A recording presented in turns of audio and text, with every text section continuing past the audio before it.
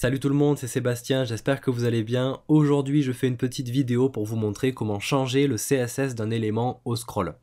Et pour vous montrer ça, je vais partir d'une navigation qui est fixée au viewport. Donc ça veut dire que si je scroll, elle reste fixée tout en haut du viewport.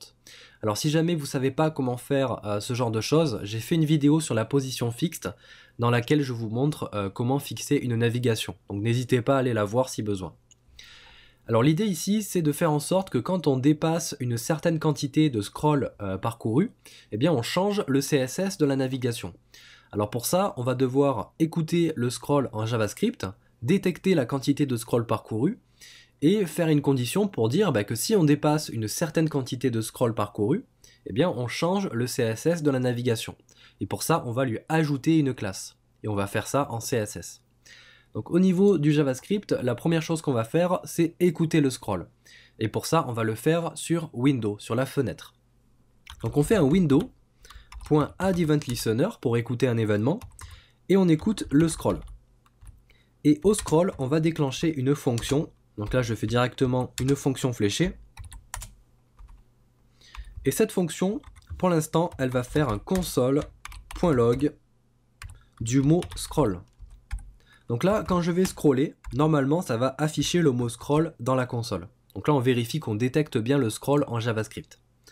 Donc on se met au niveau de la console, on actualise, on scroll et on a bien le mot scroll qui apparaît. Ok.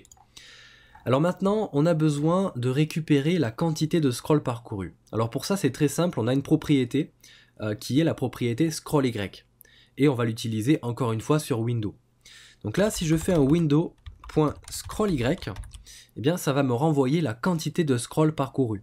Donc là, je suis tout en haut de ma page, et si j'appuie sur Entrée, ça me renvoie 0, parce que j'ai scrollé 0 pixels. Alors si je scroll un petit peu, et que je redemande le window.scroll y, ça me renvoie ici 234. Donc ça veut dire que j'ai scrollé 234 pixels.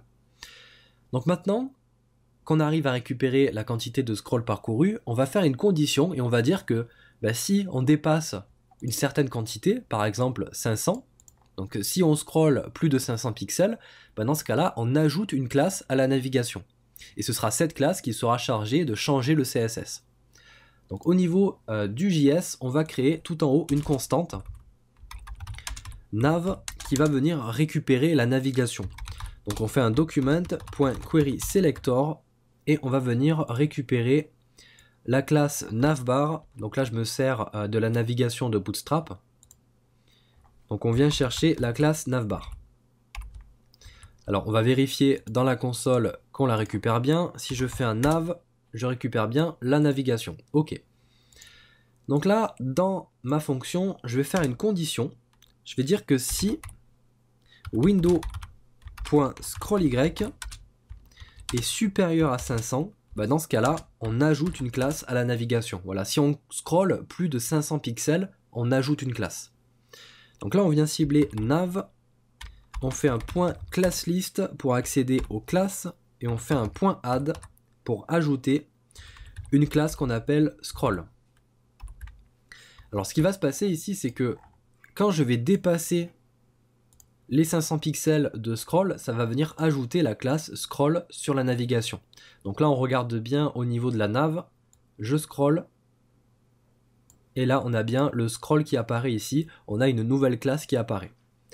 Donc maintenant, en CSS, on va simplement dire que quand navbar comporte la classe scroll, eh bien on lui change son CSS.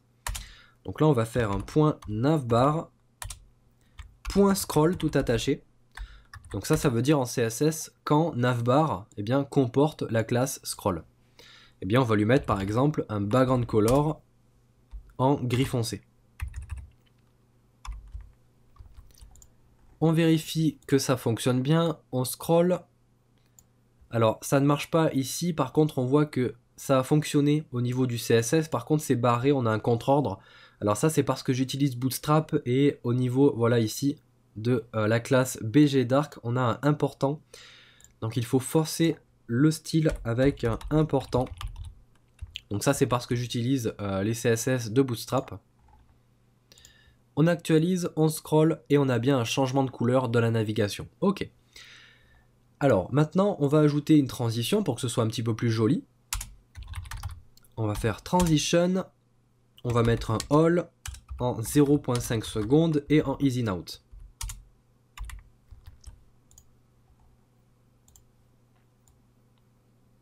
Ok, on va jouer aussi sur les paddings. On va mettre des paddings un petit peu plus petits, on va mettre 0.5 REM en haut et en bas.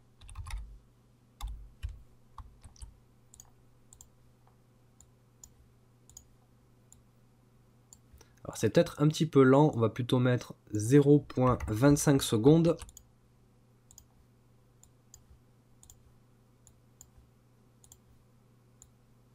Donc là vous voyez que ça marche bien, par contre quand je remonte, on n'arrive pas à récupérer les CSS d'avant. Alors ce qu'il faut faire ici, c'est faire un else au niveau du JavaScript. Donc là le else, ça sous-entend que c'est l'inverse du if. Là ça veut dire que window.scrollY est inférieur à 500 pixels. Donc là on va simplement recibler la nav, faire un class list et faire un remove. On va enlever la classe scroll. Et du coup quand on va repasser sous les 500 pixels, bah, on va enlever la classe scroll et ça va enlever les paddings ici et le background color en gris foncé. On scroll, ok, on remonte et ça l'enlève. Ok, super. Alors ce qui peut être intéressant aussi, c'est de déclencher de nouveaux CSS une fois qu'on dépasse une section. Donc là par exemple ici j'ai une section en gris foncé et on peut avoir envie de changer le CSS qu'une fois la section dépassée. Alors le problème c'est que à cause du responsive, on ne peut pas savoir précisément quelle hauteur fait la section. Alors en CSS on peut, mais on a besoin de le faire en JavaScript. Donc on va récupérer sa hauteur en JavaScript. On va récupérer la hauteur de la div classe Jumbotron. Donc au niveau du JS, on va créer une constante Jumbotron qui va être égale à un document.querySelector de la classe Jumbotron.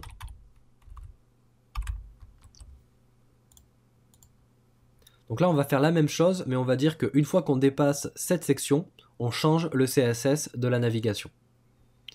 Donc là si je fais un Jumbotron, je récupère bien ma div. Maintenant j'ai besoin de récupérer la hauteur de cette div, pour dire en CSS que quand je dépasse cette hauteur, la valeur que je récupère de la hauteur, eh bien on change le CSS de la nav. Alors pour ça on peut faire un Jumbotron.clientHeight. Alors c'est une propriété qui renvoie la hauteur d'un élément. Donc là ça fait 295. Alors si je regarde au niveau de element, on a bien ici sur Jumbotron, on le voit ici qui s'affiche quand je survole la div, 774 par 295. Donc on va créer un let qui va être égal à Jumbotron, on va l'appeler hauteur, et qui va être égal à jumbotron.clientHeight. Et au niveau du if, on va dire que si on dépasse la hauteur de Jumbotron, donc de la section de Jumbotron, dans ce cas-là, on ajoute la classe scroll. Donc à la place du 500, on met height. Parce que height, au final, c'est une valeur de type number. On vérifie, dès que je dépasse ma section, hop, la navigation change son CSS. Donc ça peut être intéressant pour des sites avec une section avec une photo et une navigation qui est en couleur de fond blanche.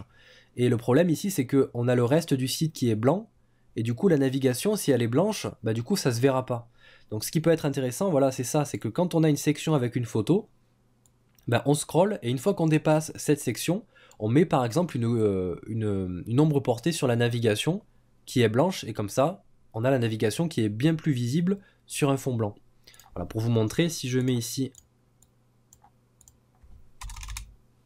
du blanc, donc là évidemment, hop, on voit plus le texte, mais si je mets un box shadow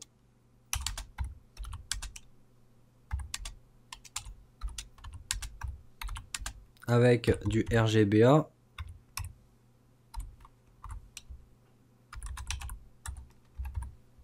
vous voyez que ça peut rendre visible une navigation. Donc ça c'est plutôt intéressant. Donc bien sûr après il faudrait passer la couleur du texte en gris foncé ou en noir. Donc voilà, c'était pour vous montrer comment changer le CSS d'un élément au scroll. Vous voyez que c'est plutôt simple, on écoute l'événement scroll, on récupère la quantité de scroll parcouru avec un window.scrollY et on fait une simple comparaison de chiffres avec une condition. Donc voilà, j'espère que cette petite vidéo vous a plu. N'hésitez pas à la liker, à vous abonner à la chaîne si ce n'est pas déjà fait et à partager cette vidéo. Je vous en remercie et je vous dis à la prochaine pour la prochaine vidéo. Salut tout le monde.